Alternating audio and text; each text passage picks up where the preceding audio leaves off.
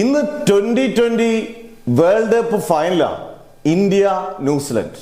കഴിഞ്ഞ കളി നമുക്ക് എല്ലാവർക്കും അറിയാം. ഇന്ത്യ ഇംഗ്ലണ്ട് കളി കഷ്ടിച്ച് നമ്മൾ രക്ഷപ്പെട്ട പോലെ ആയിരുന്നു. കാരണം അതുപോലെ 253 റൺ എടുത്തിട്ട് 254 ചേസ് ചെയ്യുമെന്ന് ഏറെക്കുറെ നമ്മൾ അങ്ങ് ഉറപ്പിച്ചതിന് ശേഷം ലാസ്റ്റ് നിമിഷങ്ങളാണ് ബുംറയുടെ ഇതൊക്കെ കൊണ്ടാണ്, ഓവറുകളൊക്കെ കൊണ്ടാണ്, സ്പെല്ലുമൊക്കെ കൊണ്ടാണ് നമ്മൾ രക്ഷപ്പെട്ടതെന്ന് നമുക്ക് പറയാം. 2 ഗംഭീര ക്യാച്ച് എടുത്ത അക്സർ പട്ടേൽ, ഇതൊക്കെയായിരുന്നു നമ്മുടെ ഗംഭീര വിജയം. പിന്നെ ഓൾറെഡി നമ്മുടെ മലയാളത്തിന്റെ സ്വന്തം സഞ്ജു സാംസൺ തകർപ്പൻ ഫോമിലാണ്.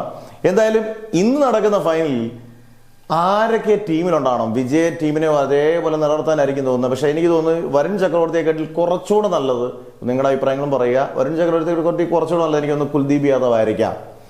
അതുപോലെ തന്നെ ഇദ്ദേഹത്തിന് അവസരം കൊടുക്കണോ, റിങ്കു സിംഗിന് അവസരം കൊടുക്കണോ? അന്നേരം എന്തായാലും ടീം കോമ്പിനേഷൻ മാറ്റുമില്ല എന്നുള്ള അറിയത്തില്ല. എന്തായാലും ന്യൂസിലൻഡ് കെട്ടുകാച്ചി ടീമാണ്. അവരിതുവരെയും എനിക്കൊന്ന് വേൾഡ് കപ്പ് 2020 വേൾഡ് കപ്പിന്റെ കപ്പ് നേടിയിട്ടില്ല. ഇന്ത്യ ഇത് നേടിയാൽ ഇത് ഇന്ത്യക്ക് 3ാം തവണയാണ്. എന്തായാലും നിങ്ങൾ പ്രവചിക്കുക, ഇന്ത്യ ആണോ ന്യൂസിലൻഡ് ആണോ കപ്പടിക്കുന്നത്?